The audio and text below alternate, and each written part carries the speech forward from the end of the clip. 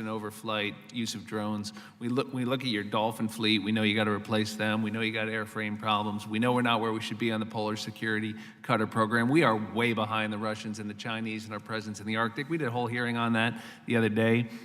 We know what you can say and can't say about that, but we up here in a bipartisan way know that we haven't invested in that yet, and we are, if we were to follow the president's budget, we would continue the decade of neglect in the Arctic. We know we're not investing in our shoreside infrastructure. We see there's a $170 million cut in that. We know what it would mean to our personnel, where their costs of living are going up because they live in expensive seaside communities that have experienced all kinds of price inflation. We know what you make, and we know how hard it is to pay for your housing. We know what your retirement packages look like.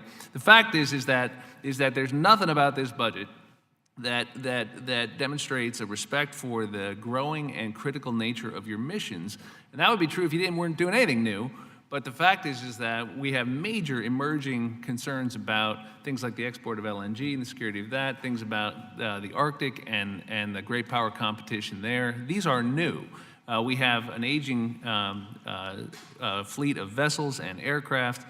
We have all kinds of needs on shoreside. And so I just want you to know that we take that all seriously, and in a bipartisan way up here, I think you will see us do what ought to be done on this. I think it's disappointing that we can't get a document from the administration either that reflects the genuine needs that this industry and particularly the Coast Guard requires, but also that would at least let us know what the unmet needs are in a timely way for this hearing, so that we could get that document, as the ranking member points out, in time to do us some good, because we're going to care about that, and we're actually going to keep faith with that. I'm glad we're moving the pay issue, so that if we shut down the government again, we don't do to you again what we did to you last time. That was a disgrace, and most of the members up here agree on that on a bipartisan basis.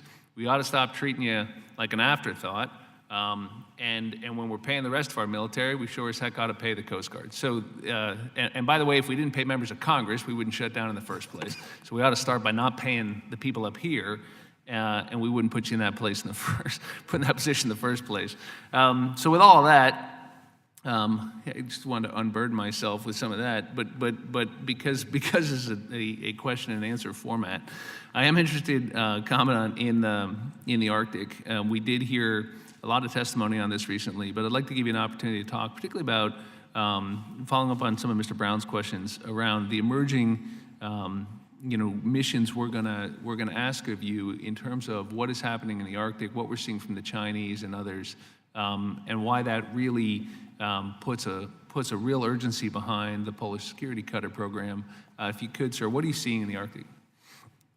Thank you, Chairman, and thank you for sort of your overview of the committee's bipartisan support here for the work of the Coast Guard and the maritime interests of the nation, sir. That is encouraging to know, and there's a lot in that statement.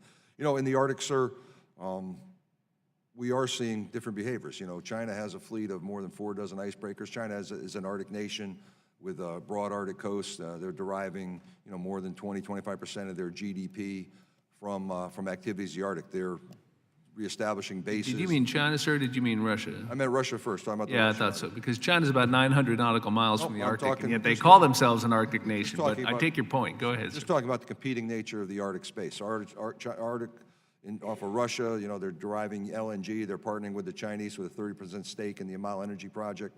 They're looking to tax the Northern Sea Route. That will bring Russia back as a player in terms of deepening their pockets, despite sanctions.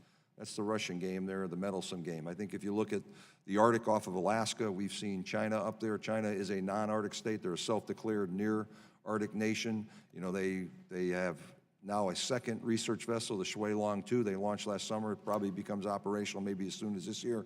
They're talking about building a heavy breaker.